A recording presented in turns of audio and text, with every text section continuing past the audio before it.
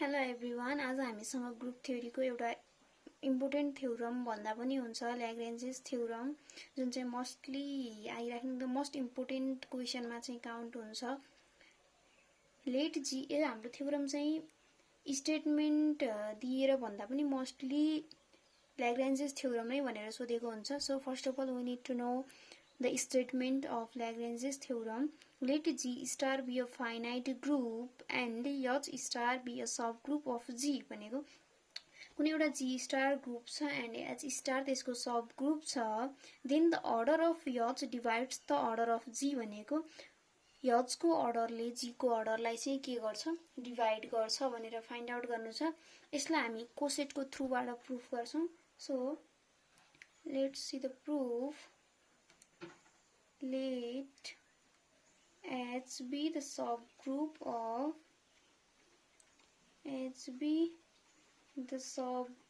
of finite group G। हामीलाई G भनेको कुनै एउटा फाइनाइट ग्रुप छ एन्ड हामीले अब के सपोज गर्छौं भने order of G is equal to n order of H is equal to m suppose गरौं and के हुने भयो order of H is less than order of G किनभने H G को सबग्रुप हो। then let A belongs to G and AH is a left coset of H in G and भनेको यदि A G मा belong गर्छ and AH यसको चाहिँ के हुन्छ, left coset of H in G हुन्छ। यो हामीलाई कोसेटको डेफिनेसनबाट थाहा छ। एन्ड जुन हाम्रो यो लेफ्ट कोसेट हुन्छ यो A ले H को एभ्री इलिमेन्टलाई अपरेट गर्छ A को लागि लेफ्ट कोसेट फाइन्ड आउट गर्नको लागि। यस्तो A के हुन्छ, G मा धेरै हुन्छ, A1 A2 A3 A4 गर्दै A चाहिँ धेरै हुन्छ G मा।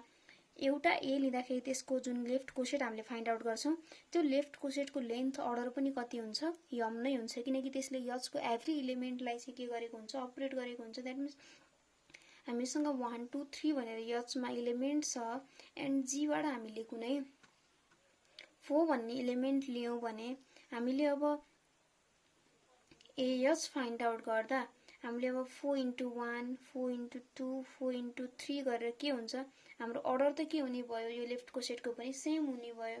So have m distinct element हाम्रो लेफ्ट कोसेटमा पनि m डिस्टिंक्ट भनेको किनभने यसले H को डिफरेन्ट अपरेटरलाई डिफरेन्ट इलिमेन्टलाई चाहिँ अपरेट गर्दाखेरि त्यसको भ्यालु पनि के आउँछ, सेम इलिमेन्टले डिफरेन्ट इलिमेन्टलाई चाहिँ अपरेट गर्दा रिजल्ट त डिफरेन्ट नै आउँछ, यो कुनै रिजल्ट सेम आउँदैन। सो m डिस्टिंक्ट इलिमेन्ट यो कस्तो फर्ममा आउने भयो भने AH is equal to H भित्रको इलिमेन्टहरु के हो, H1 H2 H3 गर्दै कतिसम्म छ, HM सम्म छ। देन अब हामीले के सो गर्नु पर्यो भने जुन हाम्रो AH छ AH मा m डिस्टिंक्ट इलिमेन्ट नै हुन्छ भनेर सो गर्नु पर्यो। Now at first we need to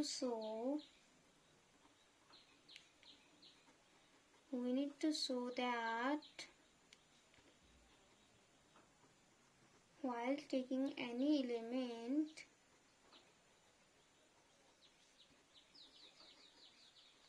from G, then AH has m distinct element।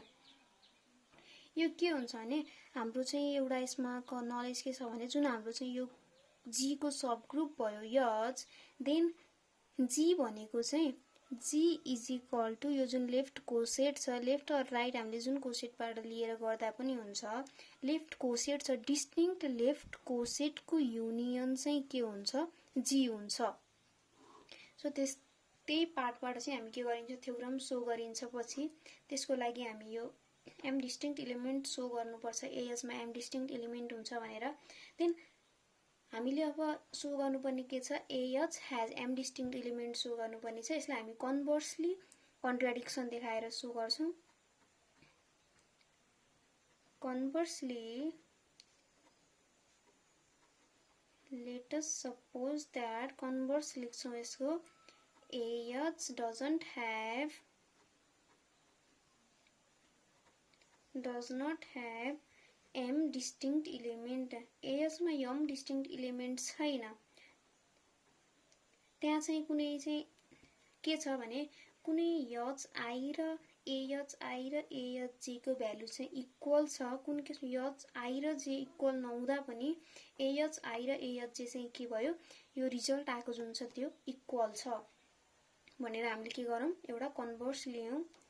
यो हाम्रो के हुने भयो, HI is equal to HJ for HI HJ belongs to H. यसबाट के आयो, HI र HJ त H को इलिमेन्ट हो नि. सो यसले के सो गर्यो भने H have two distinct element, two same element हुनुको अर्थ नै के हो, दुईटा सेम इलिमेन्ट रहेछ यसमा भन्नुको अर्थ. हामीले त अर्डर अफ H M मानेको, त्यो चाहिँ के भएन, अर्डर अफ H M भएन. अर्डर अफ H चाहिँ के भइदियो, दुईटा भ्यालु सेम भयो भने लेस देन M भइदियो. यो हुने बित्तिकै के भयो, हामीले लिएको कुरामा चाहिँ order of H is equal to M को लागि यो के भयो, कन्ट्राडिक्सन भयो. This contradiction shows that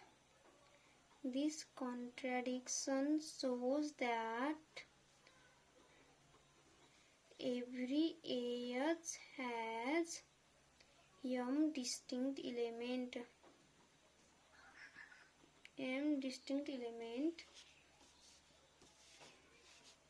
Now, since G is finite, then by left coset decomposition